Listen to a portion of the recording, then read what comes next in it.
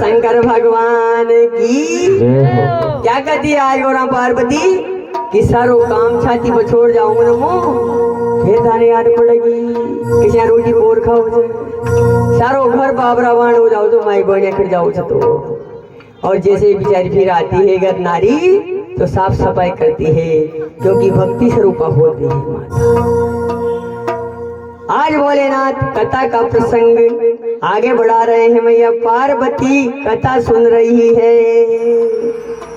अब जैसे ही भोलेनाथ ने कहा कि राम जन्म के हेतु अनेका और परम विचित्र एक ते एका।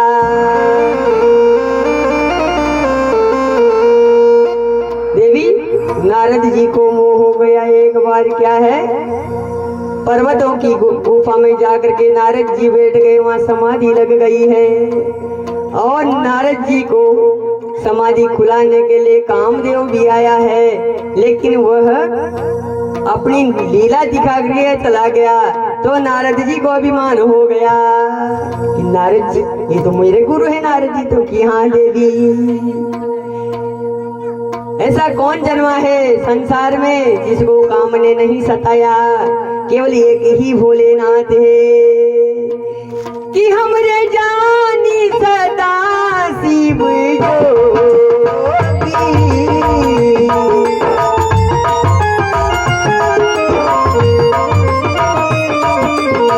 आदि अनवरत अकाम अभोगी।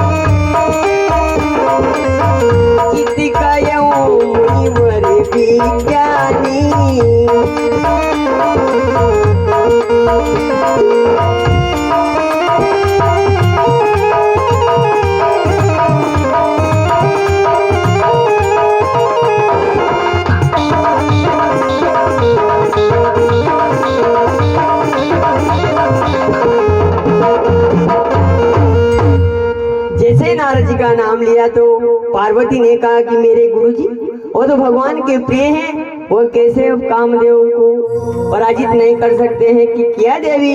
लेकिन मोह हो गया है तो सुनाते सुनाते मेरे पास आया। मैंने कहा ये काम की बात वहाँ मत करना, राम के पास जा रहे हो तो नहीं माना। ब्रह्मा के पास गए, विष्णु भगवान के पास गए, लेकिन अपने भक्त का अभिमान दूर करने के लिए भगवान ने उसी रास्ते से गए। और आते समय उसी रास्ते में एक श्रीनिवासपुर बसा दिया। राजा शील की कन्या मोहनी जिसका स्वयंवर चालू कर दिया। विश्व मोहनी दास कुमारी, इतनी सुंदर कन्या जिसके ऊपर मोहित हो गए नारद जी और भगवान से रूप मांग करके गए हैं।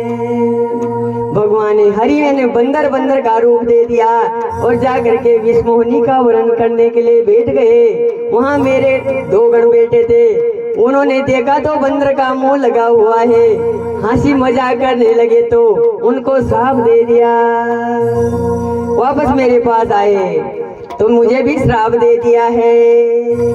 इस श्राप के कारण देवी अब रमापति विष्णु भगवान और राम जी को यह लीला करना पड़ा जो मेरे विश्वनाथ के दीवनाथ है। मेरे इष्ट देव है राम, उनको ये लीला करने पड़ी। आगे राजा मनु और शत्रुपा जिनका वर्णन आया है देवी, क्योंकि जिनके बेटे थे नृप, उत्तानपाद, प्रियव्रत और उत्तानपाद, जिनका राज तिलक करके आज भगवान का भजन करने के लिए आए हैं। उनको ऐसी भक्ति देखी तो भगवान स्वयं आए हैं और उनसे भी वरदान मांगे हैं कि क्या कहा कि आपके जैसे पुत्र मेरे होना चाहिए। तो देवी मेरे जैसा तो कोई नहीं है, भगवान राम ही खुद आए हैं उनके यहाँ। जाओ तुम कौशल्या बनो, दशरथ जी बनो। दशरथ जी के एक भी पुत्र नहीं है, 3 रानियां हैं। बड़ी कौशल्या जी है, छोटी सुमित्रा, छोटी कैकेयी, जिसके एक भी पुत्र नहीं है घर में। और जिसके घर में पुत्र नहीं होता है तो देवी उस घर का क्या हाल होता है। चलो सत्यनारायण की कथा में चलते हैं। क्या कहती है सत्यनारायण की कथा में कि जिस घर में कुल दीपक न हो उस घर में सदा अंधेरा है। वो घर मसान कहलाता है, उसमें भूतों का डेरा है।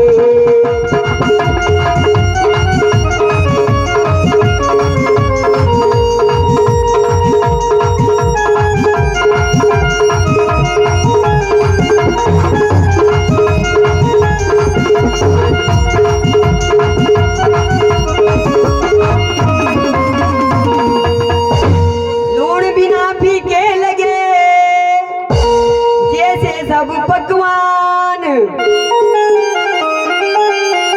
उसी तरह सुना जगत अगर न हो संतान।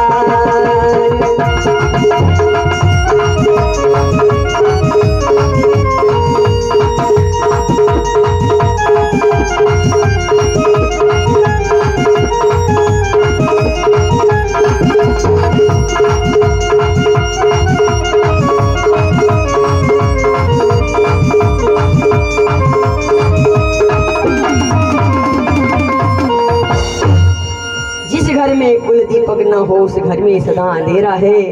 वो घर मसान कहलाता है, उसमें भूतों का डेरा है। कन्या हो या पुत्र हो, लेकिन संतान जरूरी है गृहस्थी का सुख। किलोन बिना फीके लगे जैसे सब पकवान, उसी तरह सोना जगत अगर न हो संतान। अब संतान का मतलब जानते हो, या बेटा हो या बेटी, बेटा और बेटा बराबर है साहब। ऐसा कपूत बेटा से तो बेटियां बढ़िया। उदास मत होना, जिसके घर में बेटी भी है आनंद से रहना, क्योंकि सत्यनारायण की कथा में क्या आया है, जैसे पूजन कर रहा है और वहां आया साधु जामाता को लेकर व्यापार करता हुआ, तो क्या कह रहा है कि ये आप किसका पूजन कर रहे हो, कि हम सत्यनारायण भगवान का पूजन कर रहे हैं। कि क्यों कर रहे हो, कि संतान देने वाला व्रत है, हमारे कोई संतान नहीं है इसलिए व्रत कर रहे हैं। वैसे ने भी मन में संकल्प किया और क्या कहा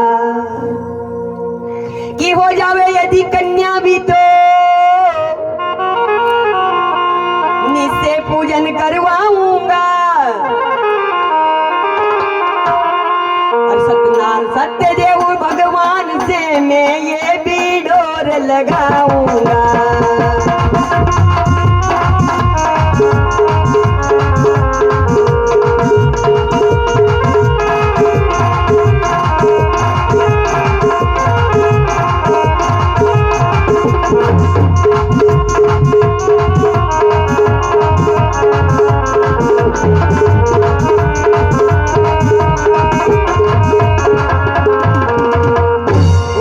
नहीं मांगा, क्या कहा कि हो जावे यदि कन्या भी तो।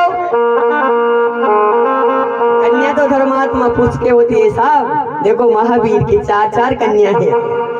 जो धर्मात्मा पुरुष होता है ना, उसके कन्या होती है पहले, और कन्या का दान महादान बताया है।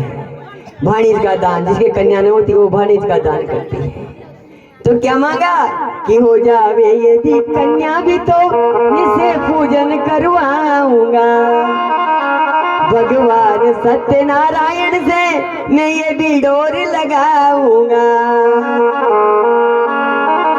तो भगवान जिस नारी के अगर पुत्र न हो तो उसको कन्या ही दे दे। ये सत्यनारायण भगवान ने जो उसके फिर क्या हुआ कि कलावती कन्या हुई, सब जानते हो। आज विष्णु में उनका स्वयंवर करके और भगवान वहां से नारद जी को श्राप शीश पर धर करके कहाँ आए हैं? अयोध्या में राजा दशरथ जी के यहाँ। अब दशरथ जी के एक भी बेटा नहीं, साहब संतानहीन है, लेकिन बढ़िया आनंद से रह रहे हैं, कोई परेशानी नहीं है। लेकिन अपने लोग उनको टॉर्च करने लगे हैं। इतने दिनों से गलानी नहीं हुई दशरथ जी को, लेकिन अब गलानी कैसे हुई कि एक बार रोज स्वर्ग में जाते थे दशरथ जी। अब स्वर्ग में जाते क्योंकि सम्राट थे, पूरे संसार के चक्रवर्ती सम्राट थे दशरथ जी महाराज, चक्रवर्ती राजा थे। अब रोज दशरथ जी स्वर्ग में जाते थे। एक दिन जैसे ही दशरथ जी महाराज उठे वहां से और पीछे देखा तो इंद्र ने वहां गाय के गोबर से चौका लगवाया। अब देखा तो वापस गए। दशरथ जी ने पूछा कि जिस सिंहासन पे मैं बैठा हूँ यहाँ गाय के गोबर का चौका क्यों? उनको कहने में लाज आई, लेकिन दशरथ जी ने पूछा कहना तो पड़ेगा कि राजन बुरा न मानो, क्योंकि आपके संतान नहीं है, इसलिए सिंहासनाधम हो गया है, इसलिए मैंने चौका लगवाया है। अब तो राजा के गलानी हुई है, इतने दिनों से नहीं हुई, आज गलानी हुई है कि एक बार भूपति मन माही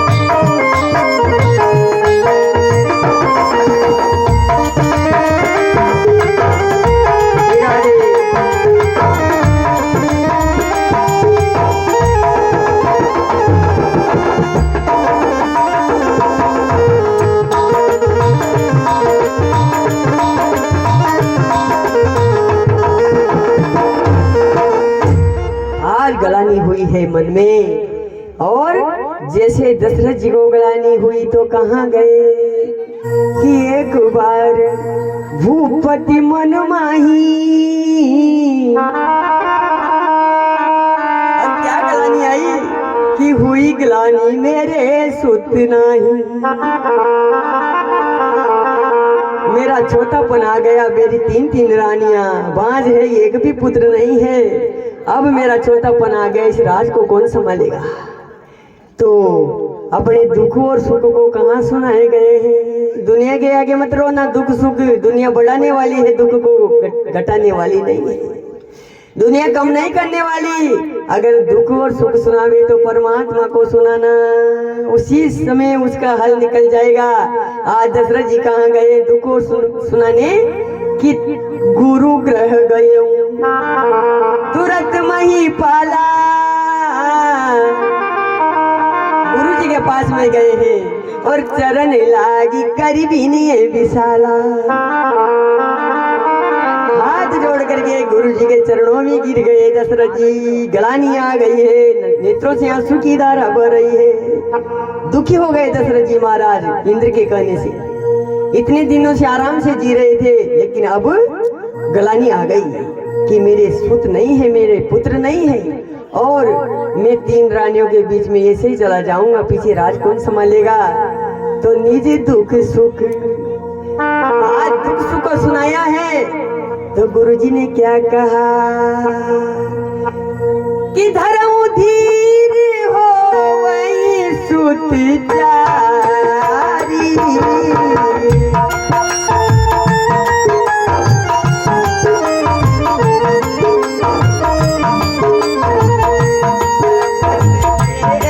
भगति भये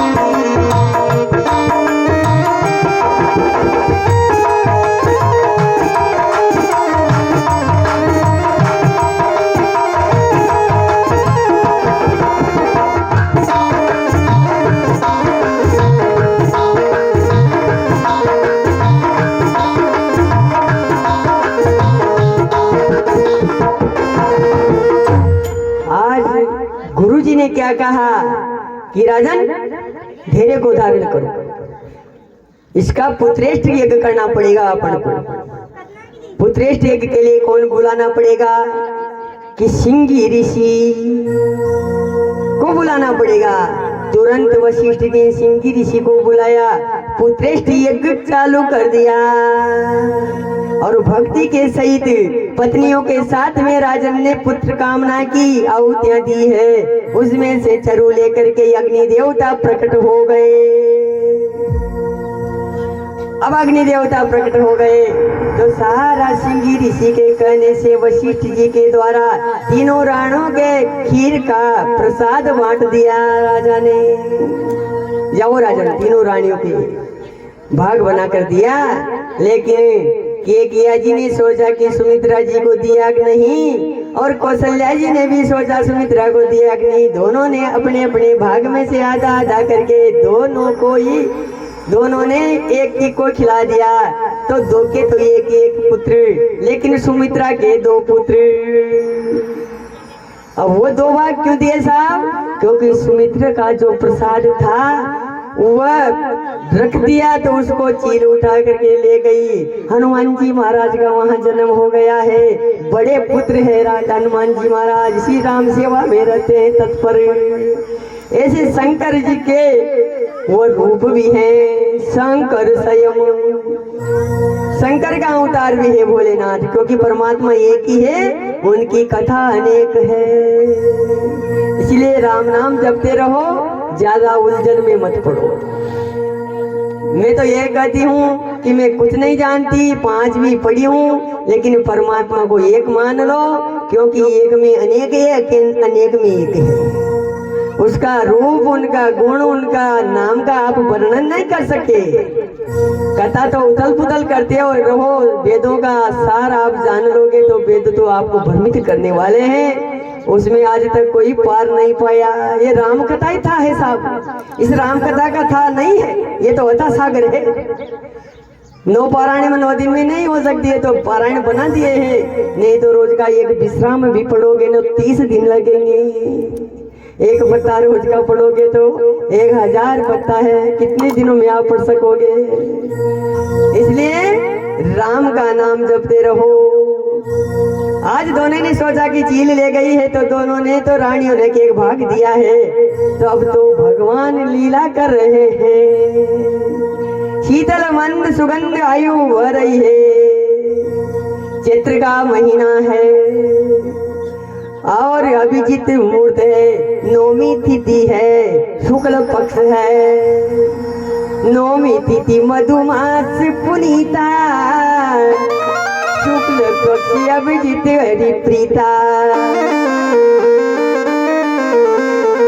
नौमी तिथि है, शुक्ल पक्ष है और अभिजीत मुहूर्त है, 12 बजे का समय। शीतल मंद सुगंध आयु बन रही है। आज आकाश में से देवता फूल बरसा रहे हैं और भगवान राम प्रकट हो गए। बोले रामचंद्र भगवान की। अब जैसे ही राम प्रकट हुए तो शंख चक्र गदा पद्म लेकर के आए हैं।